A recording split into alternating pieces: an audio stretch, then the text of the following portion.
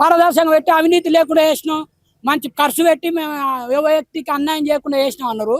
మళ్ళీ అట్లా చేసినప్పుడు వీళ్ళు ఒక కొత్తగా సృష్టించేయాలి. కానీ గత ప్రభుత్వం వేసి వేసిన జాబులు నా జాబులు అంటే ఎవడో అన్న పిల్లాడిని మా అన్న పిల్లాడు అంటే నమ్ముతా అన్న. మేము చదువుకున్నాను, మాకు చదువుకున్నది మా ఇంత తెలివి ఉండదా? ఆయన తెలివి లేనందుకే తెలంగాణ ఏర్పడ్డదా? మాకు నిధులు హక్కులు అవి రాకపోవడమే గత రాష్ట్రం నుంచి మేము ఏడిపోయినాం. గత 60 ఏళ్ల నుంచి అనుభవిస్తున్నాం. సపోర్ట్ ఉంది అంటారు. మా పార్టీ ఎందుకు? మా పార్టీ లేకనే డైర్ లేదు, తొడుకోనికి బట్టలు లేవు. మా పార్టీ లేక మేము ఆడ రోడ్డు మీద ఇచ్చే రామ్ అనే అరెప్పలు తిని బతున్నానా చదువు కొట్టాలని. మాకు ఏ ప్రభుత్వంతో సంబంధం లేదు. ఓ బీజేపీ లేదు, ఏ పార్టీ లేదు. ఎన్ని పార్టీలు ఉన్నావు భారతదేశంలో, ఆ పార్టీలతో మాకు సంబంధం లేదు. మేము నిరుద్యోగులు, మా హక్కుల కోసం పోరాడుతున్నాం. మాకు ఉద్యోగాలు రావాలని తెలంగాణ ఏర్పాటు చేసుకున్నాం. శ్రీకాంతాచారి చనిపోయాడు, పెట్రోల్ పోసుకొని చచ్చిపోయాడు. నువ్వు ఉడుకుడుకు అన్నంలో చేయి పెడితే నీ చేయి కాలుతుంది. అట్లాంటి వాడు పెట్రోల్ పోసుకున్నా అంటే మా హక్కుల కోసం చచ్చిపోయాడు. అతను ఆయన కోసం చచ్చిపోలే. తెలంగాణలో ఉన్న 4.5 కోట్ల జనాభాల 2.5 కోట్ల జనాభాలకు చదువుకున్న స్టూడెంట్స్ ఉద్యోగాలు రావాలని చనిపోయి తప్ప ఓ పార్టీ తరఫున చనిపోలే. అది వాళ్ళు గుర్తించాలి. మాకే పార్టీతో సంబంధం లేదు. మీరేంటంటే ఆ పార్టీతో ఉంది, ఈ పార్టీతో ఉంది, పారదర్శకంగా చేస్తున్నాం. కమిటీలు వేసి మళ్ళా కాంగ్రెస్ ప్రకటిస్తున్నాం, క్యాలెండర్ ప్రకటిస్తున్నాం. ఈ కాలయాపన చేయవద్దు. కాలయాపన చేస్తారు, క్యాలెండర్ వేస్తామని 2.5 ఏళ్ళు కాలయాపన వేసి ఇంతవరకు 60,000 ఎవడో ఇచ్చిన నింపి మేము నింపిన అంటారు. ఇదేందన్న నా హక్కు? మీరు వేరే పార్టీలతో మాకు సంబంధం ఉంది అంటారు. వాళ్ళ డ్రెస్సులో రావాలి తప్ప ఇట్లాంటి వేరే డ్రెస్సులో రావద్దు. మమ్మల్ని ప్రశ్నించాలి కానీ మా మీరే చెయ్యొద్దు. చేసే అధికారం వాళ్ళకి లేదు. ఫ్రెండ్లీ పోలీస్ అంటారు, ఫ్రెండ్లీ పోలీస్ అయితే ఇట్లా పట్టుకోవాలి కానీ ఇట్లా అనవద్దు. ఫ్రెండ్లీ పోలీస్ అంటే తన్నవద్దు, ముద్దు పెట్టుకోవాలి. ముద్దు పెట్టుకున్న తమ్ముడు అనాలి. కానీ ఫ్రెండ్లీ పోలీసు మా ప్రజాప్రభుత్వం అంటే ప్రతి ఒక్క వర్గాన్ని పట్టించుకోవాలి. అంటే అన్ని వర్గాలకు ఇల్లు కల్పించాలి. ఎవరిని కలిపారు? మా ఇందిరమ్మ అని పెట్టుకుంటారు. లక్ష్మి బాయ్ ఇందిరమ్మ పెట్టుకుడు. ఎవరిని పెట్టుకుంటాడు? ఇందిరమ్మ ఎవరికి ఇచ్చాడు? అరెస్ట్ అయిన వాళ్ళని చాలా మందిని కూడా ఆటోలో తీసుకెళ్ళండి. ఏ రకంగా ఏం చెప్తారు? అది రజాకార వ్యవస్థ కంటే అసూట్ ఉంది. మా బాబాయ్ నిజమన్న జర నయం గానీ వీళ్ళు ఇంకా నిరంకుశంగా పరిపాలించారు. ప్రజాప్రభుత్వం అనేది ఆ నిరంకుశత్వాన్ని వదులుకోకపోతే నెక్స్ట్ వచ్చే ప్రభుత్వంలో కాంగ్రెస్ అనే పదే ఉండదు. మీరే వద్దంటారు ఉద్యోగాలు చాలా బాబు అని మీరే అంటారు. నాకెందుకు వద్దానా? మాకు గడ్డమై పిల్లలు లేరు, జాబు లేక వాడిస్తలేడు. మేమెందుకు అంటాం? వాళ్ళు తప్పించుకోనికే కాలం గడపనికే అట్లా ప్రకటిస్తున్నారు. అది మానుకోవాలి. వాళ్ళకి జాబులు వేసి పైసలు ఇచ్చి నడపాలనే లేదు. వాళ్ళకి అది ఉంటే ఇట్లా చెప్పారు. ఈ రీసెంట్ గా జరిగిన అసెంబ్లీ సమావేశాల్లో శ్రీధర్ బాబు గారు ఏం చెప్పారంటే ప్రభుత్వ సెక్టార్ లో 5% కూడా ఉద్యోగాలను భర్తీ నింపలేం అధ్యక్ష అని అన్నారు. ఎందుకు మీరు అమలు కాని హామీలను మీరు ఎందుకు ఇచ్చినట్టు? మీ మేనిఫెస్టోలో యూత్ డిక్లరేషన్ లో ఒకే ఏడాది 2 లక్షల ప్రభుత్వ ఉద్యోగాలను చెప్పారు కదా. ఎందుకు మీకు చేతకాని దద్దమ్మ ప్రభుత్వము మీరు రాజీనామా చేయండి. మీ పరిపాలన చేత కాకుంటే ఏం చెప్తారు? అవసరం ఉంటే నిరుద్యోగుల ఎన్నికల టైంలోనే మీకు అవసరమయ్యారు, ఇప్పుడేమో ఉద్యోగాలను ఇయ్యలేమని మాట్లాడుతున్నారు. ఎందుకు మరి గత ప్రభుత్వం ఇచ్చిన ఉద్యోగ నోటిఫికేషన్లనే మీరు ఓన్లీ నియామక పత్రాలు మాత్రమే ఇచ్చారు తప్ప ఒక్క ఉద్యోగ నోటిఫికేషన్ అయినా ఏ జియో ద్వారా ఏ ఫైల్ మీద ఏ ఆర్థిక శాఖ ద్వారా మీరు ఆమోదించి మీరు ఉద్యోగ నోటిఫికేషన్ ఇచ్చిరని మేము ఈ మీడియా ముఖంగా మేము తెలియజేస్తా ఉన్నా. ఈ రోజు మేము ధర్నా చేయాలంటే నిన్న మా నిరుద్యోగ మిత్రులందరూ కలిసి దిల్సుఖ్ నగర్ లో చేసిరు. ప్రజాప్రభుత్వం అంటున్నారు అంటే ధర్నాలు చేస్తేనే నోటిఫికేషన్లు ఇస్తారా లేదంటే ఇవ్వరా అని మేము ప్రశ్నిస్తా ఉన్నాము.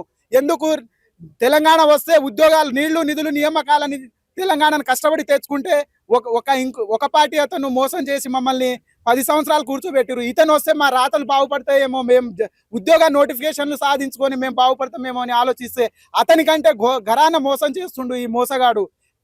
తక్షణమే శ్రీధర్ బాబు నిరుద్యోగులకు క్షమాపణ చెప్పాలి.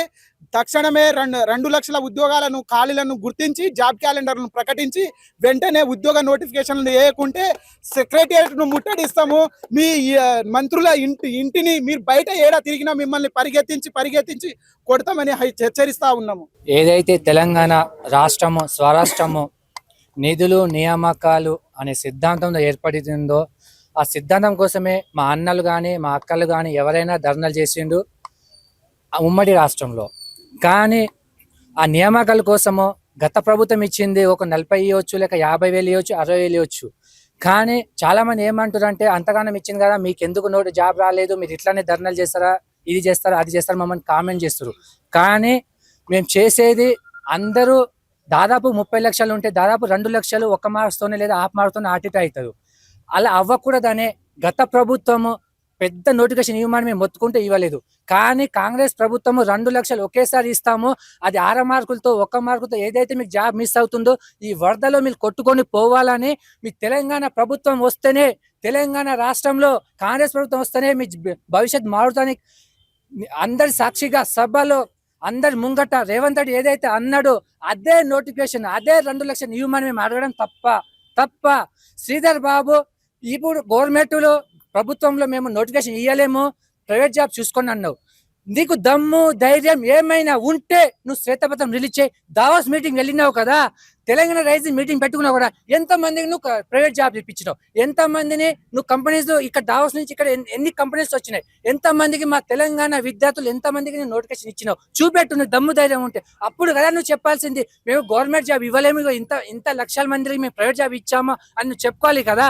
మరి ప్రైవేట్ జాబ్స్ లేవు, గవర్నమెంట్ నోటిఫికేషన్ లేదు, అయినా సరే మేము నోటిఫికేషన్ ఇవ్వము. అసలు ప్రభుత్వం మీద మీరు ఆశలు వదులుకోవడం ఎంతవరకు కరెక్ట్ మీరే చెప్పండి.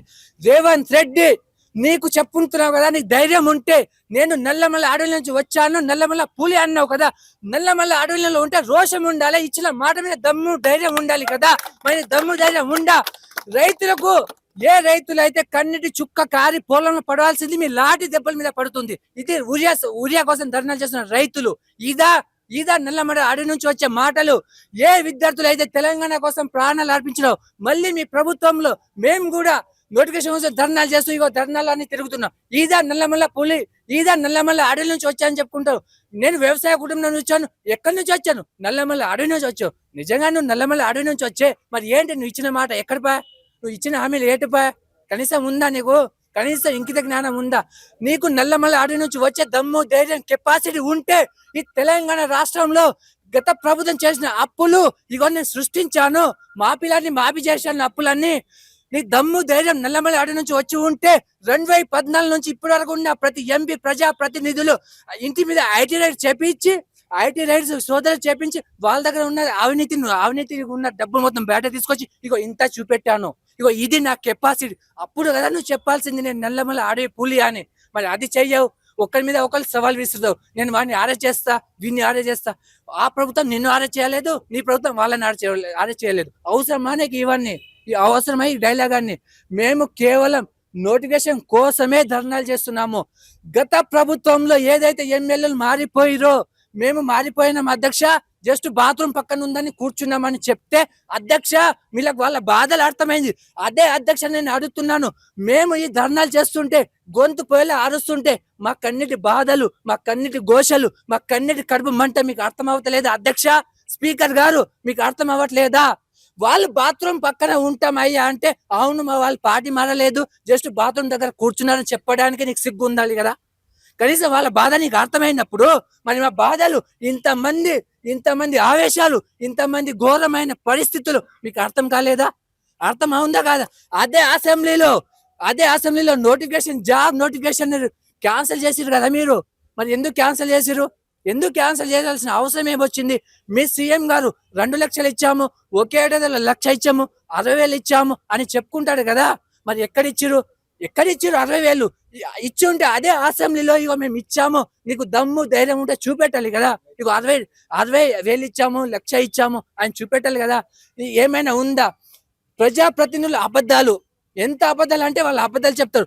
కానీ ఒక ఐఏఎస్ ఆఫీసరు ఇక్కడ లైబ్రరీకి వచ్చి ఆకునూరి మురళి నేనున్నాను, నేను మాట ఇస్తాను, ఆ ప్రభుత్వంలో రేవంత్ రెడ్డి దగ్గరుండి మీకు 2 లక్షలు కాదు, అవసరమైతే ఎన్ని నోటిఫికేషన్ ఇప్పిస్తాను అని మాట ఇచ్చిన కదా Akunuri Murali sir, IAS officer, నీకు సెల్యూట్. ఎందుకంటే ప్రతినిధులు అబద్ధాల కంటే ఘోరమైన అబద్ధాలు చెప్పి మోసం చేసినావు కాబట్టి కనీసం ఉండాలి కదా. ఐఏఎస్ ఆఫీసరు నువ్వు ఎక్కడ పోతున్నావు? ఇదే లైబ్రరీలో ఎందుకు వచ్చినావు? మరి ఇదే లైబ్రరీ వచ్చి IAS officer Akunuri Murali sir గారు నేనున్నాను అని ఎందుకు చెప్పినావు? ఎందుకు చెప్పాల్సిన అవసరం ఏముంది? ఇంత ఘోరంగా మమ్మల్ని ఇంత ముంచాల్సిన అవసరం ఏం వచ్చింది? మీరే ఆలోచించండి. ఈ కాంగ్రెస్ ప్రభుత్వము తెలంగాణ ఇస్తామని చెప్పి ఎలా అయితే 2009లో ఎలాగైతే మోసం చేసిందో అదే మాట తిరుగుతూ 2 లక్షల ఉద్యోగాలు ఇస్తామని చెప్పి అదే విధంగా మమ్మల్ని ఘోరమైన మోసం చేసింది.